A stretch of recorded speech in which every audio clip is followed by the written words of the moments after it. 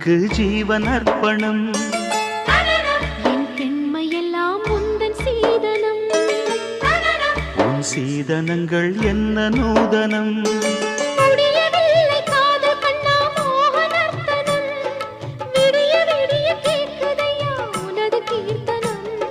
சொர்க்கம் தாண்டி செல்லும் அம்மா எனது சொப்பனம். போக போக காண வேண்டும் புதிய தரிசனம்.